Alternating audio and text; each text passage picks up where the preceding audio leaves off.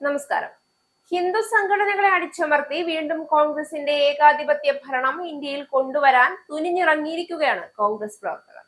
ബി.ജെ.പിയും ആർ.എസ്.എസും ഹിന്ദുമത വിഭാഗത്തിന്റെ ഉന്നമനത്തിനു വേണ്ടി രാജ്യത്തിനകത്തു ചെയ്തുകൊണ്ടിരിക്കുന്ന പ്രവർത്തനങ്ങളും തീവ്രവാദ വിരുദ്ധ പ്രവർത്തനങ്ങളും നിർത്തിവെച്ചുകൊണ്ട് രാജ്യം പാകിസ്ഥാനിലേതിന് സമാനമാക്കി മാറ്റാനുള്ള ദുഷ്ടലാക്കോടെയുള്ള കോൺഗ്രസിന്റെ പ്രവർത്തനങ്ങൾ ഒടുവിൽ ആർ.എസ്.എസിനെ നിരോധിക്കണമെന്ന ആവശ്യത്തിലേക്ക് എത്തിക്കഴിഞ്ഞു. മോദിയുടെ കയ്യിൽ നിന്ന് ഇനി ഒരിക്കലും ഇന്ത്യയുടെ ഭരണത്തിന്റെ താക്കോൽ കൂട്ടം തട്ടിയെടുക്കാൻ കോൺഗ്രസുകാർക്ക് സാധിക്കില്ല എന്ന കാര്യം പകൽ പോലെ വ്യക്തമാണ്. എങ്കിൽ പിന്നെ യാതൊരു പ്രകോപനവും ഉണ്ടാകാതെ ക്രമസമാധാനം പാലിച്ചുകൊണ്ട് ആർ.എസ്.എസ് നടത്തിവരുന്ന പ്രവർത്തനങ്ങൾ നിർത്തിവെപ്പിച്ചും ജനങ്ങളെ സംഘടനയിൽ നിന്ന് അടർത്തി മാറ്റിയും ഭിന്നിപ്പിച്ചും ഭരണം കയ്യിലെടുക്കാൻ കഴിയുമോ എന്നുള്ള ചിന്തയിലാണ് കോൺഗ്രസ്. മോദി അധികാരത്തിൽ വന്നതിനു ശേഷമാണ് ഭാരതം എന്ന വാക്ക് അന്വർത്ഥമായി മാറിയത്. ഭാരതം ഏതു നിമിഷവും പിടിച്ചെടുക്കാൻ വെമ്പി നിന്ന മുസ്ലിം തീവ്രവാദ രാജ്യങ്ങളുടെ കൈപ്പിടിയിൽ നിന്ന് പുറത്തു വന്നത് മോദി അധികാരത്തിൽ വന്നതിനു ശേഷമാണ്. അതിൽ ആർ.എസ്.എസ് എന്ന സംഘടനയ്ക്കും തുല്യ പങ്കാളിത്തമുണ്ട് എന്ന് പറയാതെ വയ്യ.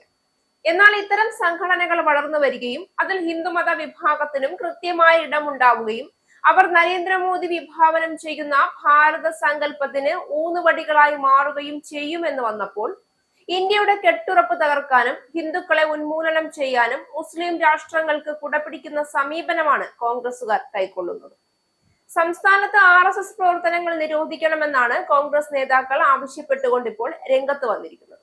ബാംഗ്ലൂരുവിൽ ആർ.എസ്.എസ് സ്ഥാപക ദിനം ആചരിക്കുന്നതിന് മുൻപായിരുന്നു മന്ത്രി പ്രിയങ്ക് ഖർഗെയുടെയും എം.എൽ.സി ബി.കെ. ഹരിപ്രസാദിന്റെയും പ്രതികരണം. ആർ.എസ്.എസിന്റെ പ്രകടനങ്ങൾക്കെതിരെയായിരുന്നു ഇരുവരുടെയും പ്രതികരണം പുറത്തു വന്നത്. പൊതുസ്ഥലത്ത് ആർ.എസ്.എസ് പ്രവർത്തനങ്ങൾ തടയാൻ സർക്കാർ നടപടി സ്വീകരിക്കണമെന്നാവശ്യപ്പെട്ട് പ്രിയങ്ക ഖർഗെ മുഖ്യമന്ത്രിക്ക് കത്തയച്ചു. ആർ.എസ്.എസ് സർക്കാർ മൈതാനങ്ങൾ പോലുള്ള പൊതുസ്ഥലങ്ങൾ ഉപയോഗിക്കുന്നുണ്ടെന്നും രാജ്യത്തിന്റെ ഐക്യത്തിനും അഖണ്ഡതയ്ക്കുമെതിരായ നെഗറ്റീവ് ചിന്തകൾ കുട്ടികളിൽ അടിച്ചേൽപ്പിക്കുന്നുണ്ട് എന്നും കത്തിൽ സൂചിപ്പിക്കുന്നുണ്ട്. പോലീസ് അനുമതിയില്ലാതെ സംഘടനയിലെ അംഗങ്ങൾ ലാത്തികൾ പിടിച്ചുള്ള പ്രകടനങ്ങൾ നടത്തുന്നുണ്ടെന്നും കുട്ടികളുടെ മനസ്സിൽ തെറ്റായ ചിന്തകൾ കടത്തുന്നുവെന്നും അദ്ദേഹം ആരോപിച്ചു. പൊതുസ്ഥലങ്ങളിൽ ലാത്തിയും വാളും ഉപയോഗിച്ചുള്ള ആർ.എസ്.എസ് പ്രകടനം തീവ്രവാദത്തിൽ കുറഞ്ഞതല്ല എന്ന് ബി.കെ. ഹരിപ്രസാദും പറഞ്ഞു. സംസ്ഥാനത്ത് ആർ.എസ്.എസും ബജ്രംഗ് ദളും വിരോധിക്കുന്നത് കോൺഗ്രസ് അജണ്ടയായിരുന്നുവെന്നും തിരഞ്ഞെടുപ്പ് പ്രമേയത്തിൽ ഇത് ഉൾപ്പെടുത്തിയിട്ടുണ്ട് എന്നും അദ്ദേഹം കൂട്ടിച്ചേർത്തു.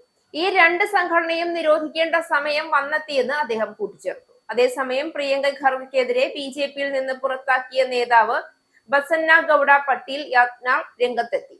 ഹിന്ദുമത വിഭാഗത്തിനോടുള്ള രണ്ടാം നീതിയും ന്യായമല്ലാത്ത വാദങ്ങൾ നിരത്തി അവരെ അടിച്ചമർത്താനുമുള്ള ബോധപൂർവമായ ശ്രമമാണ് കോൺഗ്രസുകാർ നടത്തുന്നത് എന്നുള്ള പ്രതിഷേധം ഇതിന് പിന്നിൽ ശക്തമാവുകയാണ്. ഇസ്രായേലിന്റെ 5 സൈനിക താവളങ്ങളിൽ കനത്ത നാശനഷ്ടം. മോദി വെളിപ്പെടുത്തുന്ന ഇന്ത്യയുടെ വികസനത്തിന്റെ മയക്കുമരുന്ന് വിൽപ്പനയ്ക്കെതിരെ ശക്തമായ നടപടിയെടുത്ത് ഷാർജ പോലീസ്. അമേരിക്കയിലെ സാധാരണ മനുഷ്യരോട് കൂടിയാണ് കോൺഗ്രസിനുള്ളിൽ പങ്കുവയ്ക്കാൻ ഓപ്പറേഷൻ സിന്ദൂറിൽ ഉപയോഗിച്ച